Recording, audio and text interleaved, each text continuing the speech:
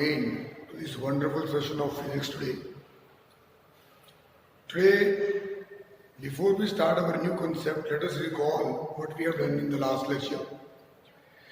So dear friends, in our last lecture we have completed the concept of thermodynamics, which included the first law of thermodynamics and the second law of thermodynamics, along with the construction and the working of what we call as heat engine. So today we are going to start with the next unit, that is the behavior of perfect gas. Now when we talk about the gas, first of all we should know that in gas the particles of the gases, they are having a very less amount of you can say the force of attraction between the particles, and due to which the particles are having a lot of space, free space to move around and keep in a free motion. Now we also know that whenever we heat a substance, whether it is solid or liquid or gas, that substance always undergo expansion. This is what we have done in our last lecture. But this expansion is maximum when we talk about the gases, and it is minimum when we talk about the solids, because in solids the particles are very closely packed with a strong force of attraction, and hence it is very difficult for them to move in a free state. So basic quantities on which we talk about the behavior of a gas or a substance, there are in general the three basic quantities. First quantity is, as you know, that is temperature, on which we have defined the behavior. Second quantity will be the pressure, on which we define the behavior of a substance. And the third quantity is the volume, how the volume varies and how the behavior is there about a substance. Now, in this chapter, we will be talking about the relation between the two, you can say, concepts, relation between the two quantities, this or this, when the third quantity is kept constant.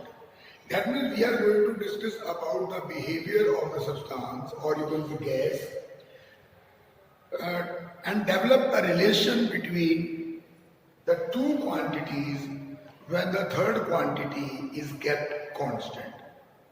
It means we are going to discuss three basic laws here, the laws of gases, and the first out of them is called the Boyle's law. It is called the Boyle's law.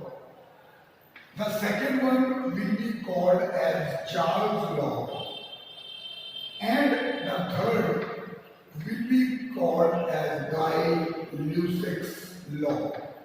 So these are the three basic laws of gases that will develop a relation between the two quantities when the third is kept constant. Now, when we talk about Boyle's law, my dear friends, gives a relation between the pressure and volume. It gives the relation between pressure and volume when the temperature is kept constant. So Boyle's law will determine the behavior of the gases and develop the relation between the pressure and the volume when the temperature is kept constant. Now, in Charles' law, we will be talking about the behavior, or you can say the relation between the temperature and the volume, the temperature and the volume, when the second quantity, that means the pressure, is kept constant. So in Boyle's law, we are keeping the temperature constant and deriving a relation between the pressure and the volume. In Charles' law, we are developing a relation between the temperature and the volume, where we keep the pressure as the constant. And in the third relation, which is the Gay-Lussac's law, we will develop a relation between the temperature and the pressure when we will be keeping the volume as constant. So this is just a basic idea to know about the pressure, volume and temperature. Now dear friends, we will be talking about these three laws in detail one by one. So one by one we are going to discuss about these three laws, and the first law about what we are going to discuss is what is Boyle's law. Again, as you have already understood from the basics that Boyle's law develops a relation,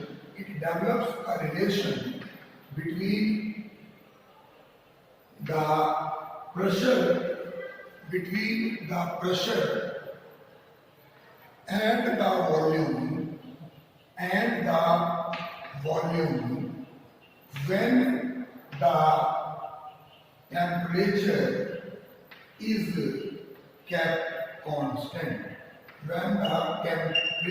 is kept constant. And what the Boyle's law says, so what is the statement? According to Boyle's law, when the temperature is kept constant, that means at constant temperature, the volume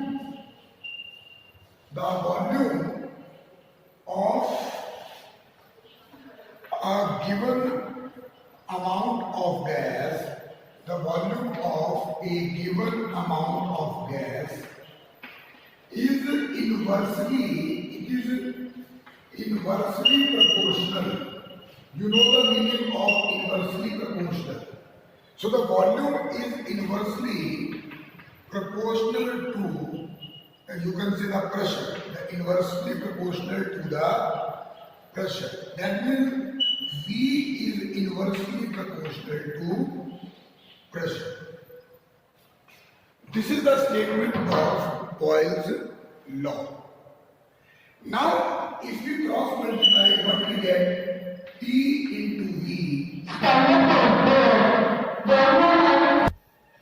So dear friends, this is the statement of Boyle's law, where you can see that the volume is inversely proportional to the pressure when the temperature is kept constant.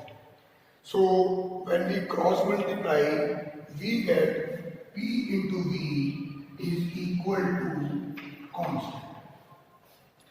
Now dear friends, suppose if we have a certain volume of gas which contains, let us say, n numbers of particles. Suppose we have a gas which is having the volume V and it contains n number of particles, then the number of particles per unit volume,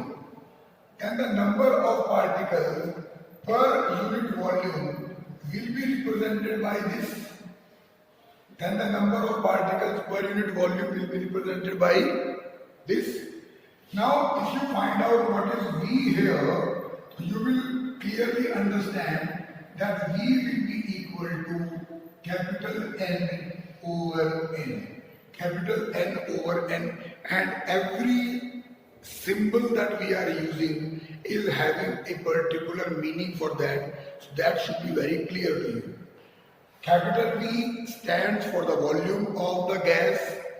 Capital N stands for the total number of particles in the gas, and small n will give you the number of particles per unit volume. So when I put this value of V in this relation, what is PV is equal to constant, what you will get P into N by N, that will be equal to constant, and this is again the relation, or you can say the conclusion from the Boyle's law.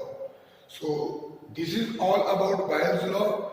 Generally what happens is, if you plot a graph between the P and V, you will find that in general what will happen, the Boyle's law will hold good, or you can say it will satisfy only during, you can say, the low temperature ranges.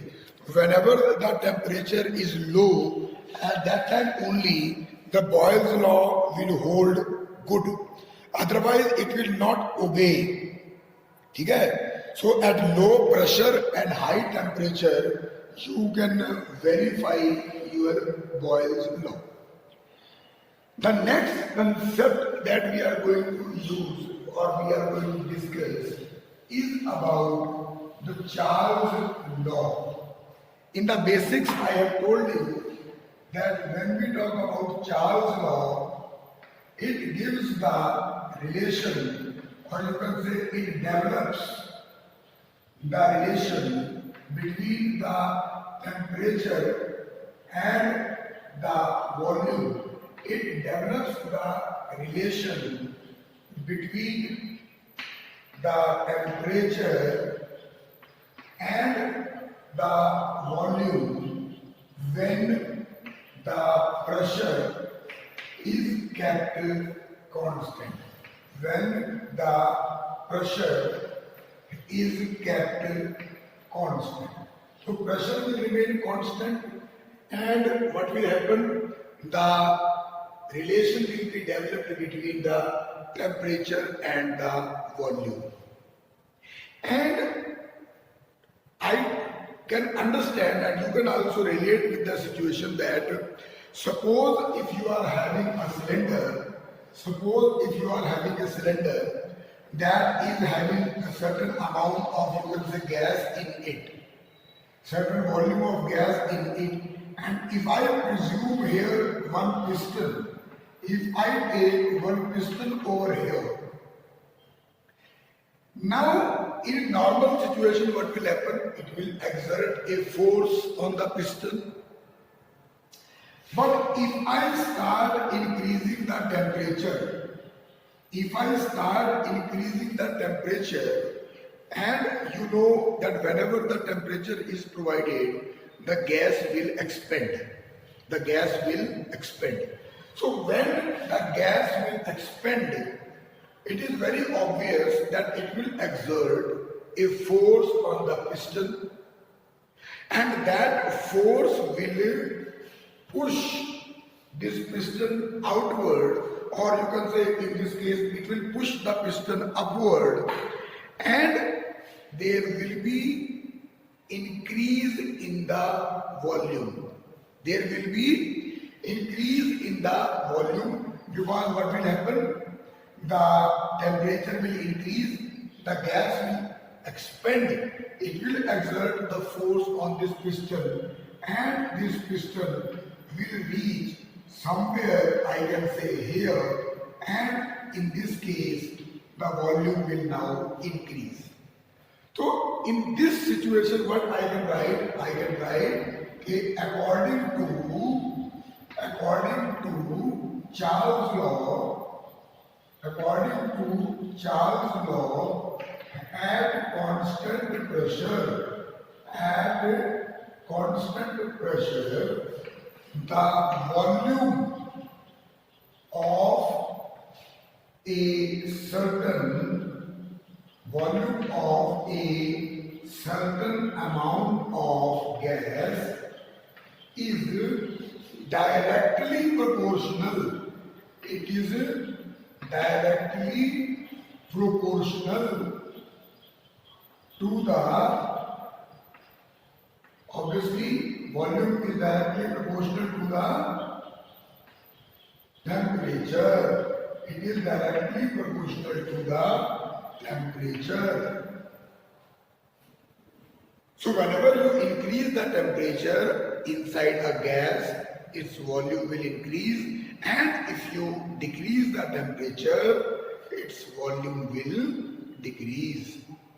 And that is the basic idea about the Charles law. And now we are going to discuss some mathematical relations here regarding the Charles law. So friends, suppose we consider a gas, let us consider a gas which is at 0 degrees Celsius, and that time its volume is V. Let us consider a certain volume of gas V which is at 0 degree Celsius. Now when we apply the temperature, when we start providing the heat to the gas, obviously it will perform certain work, and let us say that at theta degree Celsius its volume, let us say V0. V0 is the initial volume, and at theta degree Celsius its volume changes from V0 to V.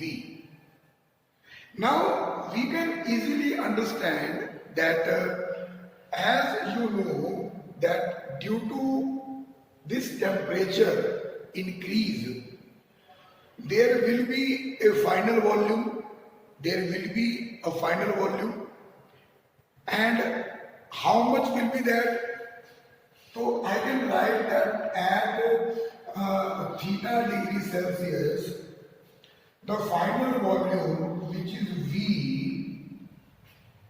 will be equal to V0, the original volume, plus the volume at, you can say, at theta, volume at theta, into this gamma,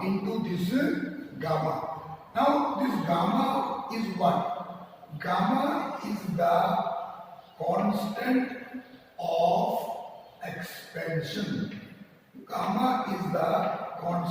of expansion.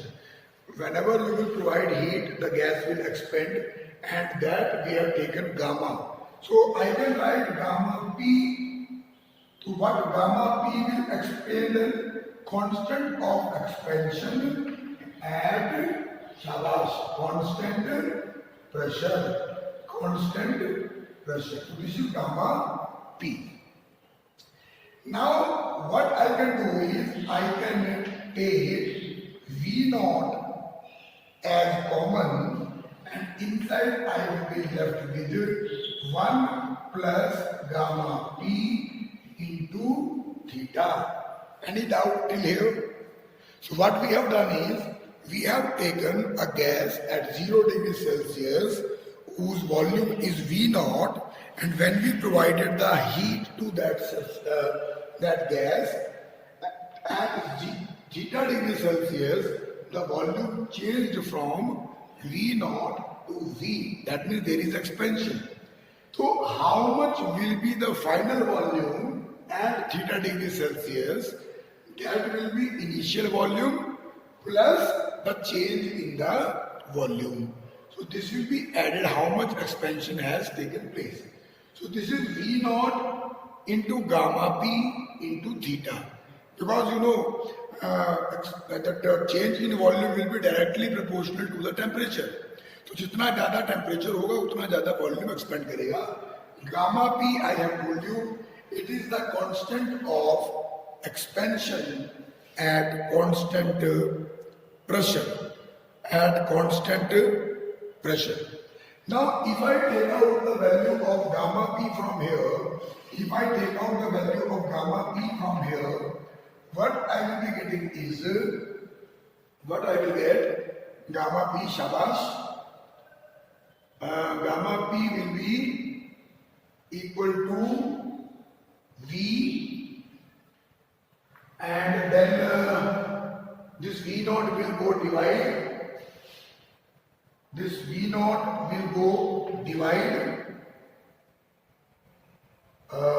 and you will be left with this 1 to 1 will go minus 1, and entire you will be having theta. So when you solve this, what you will be getting is, just take the LCM, and solve it.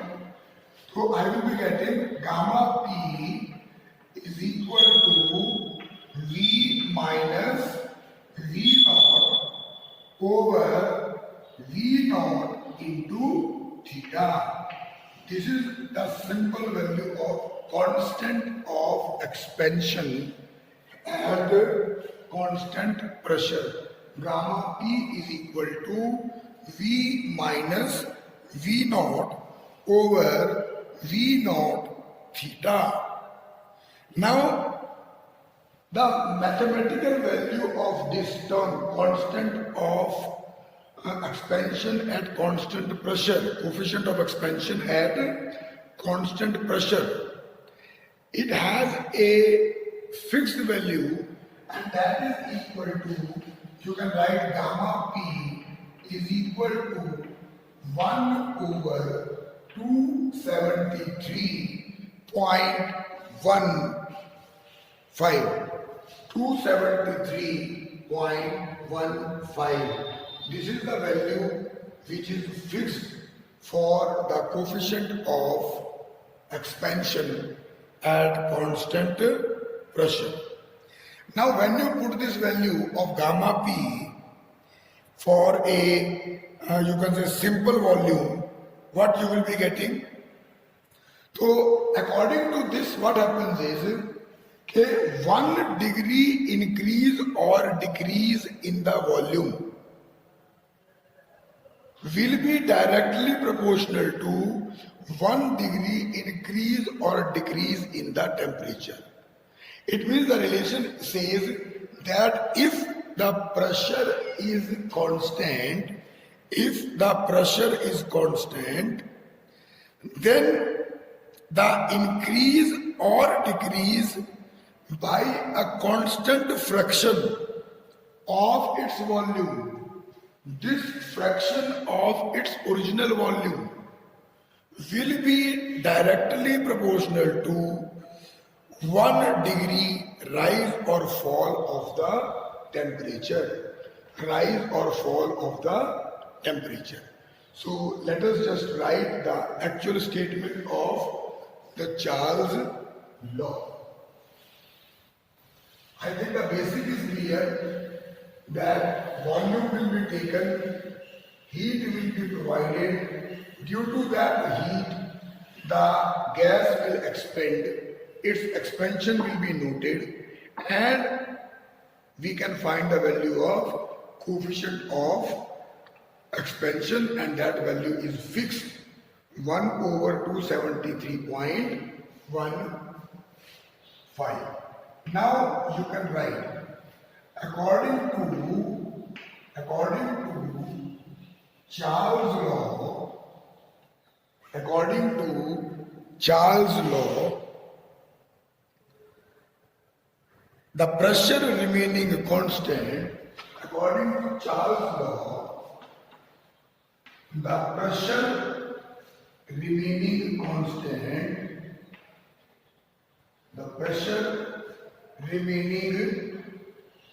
constant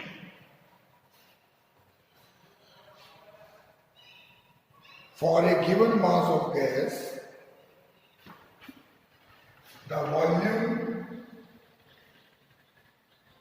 for a given mass of gas, according to Charles' law, the pressure remaining constant, the volume for a given mass of gas increases or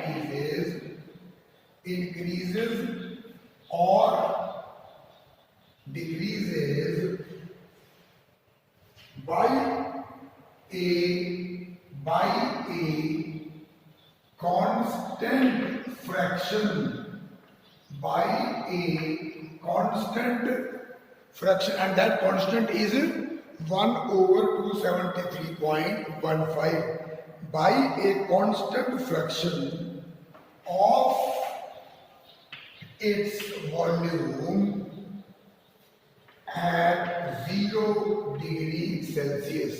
जितना उसका volume 0 degree Celsius पर है, उसका constant fraction increase और decrease करेगा for each rise और fall of 1 degree Celsius of temperature. 1 degree Celsius of temperature. This is called the Charles law and its mathematical statement. Now, the third part, which is our Gale-Lasser's law, will be explained in the next class, and till that time you can do one thing. Just go through the concept of Boyle's law and Charles' law and try to get confidence on that and solve a couple of numericals based on these concepts from your books. And till we meet next time, take care of yourself, work hard and get success. And if you have any doubt, again the same thing, most welcome, you can ask them directly to me, either through call or you can just send the comments and you will be responded. So once again, thank you very much and God bless you, my dear friends. Take care.